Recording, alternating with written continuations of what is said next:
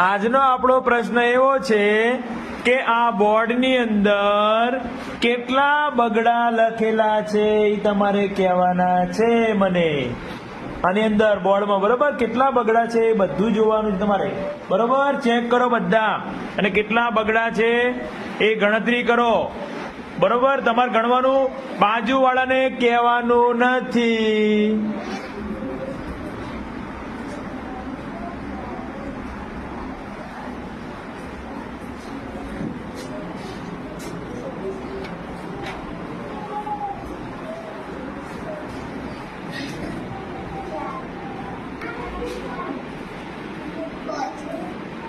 સાચું ખોટું?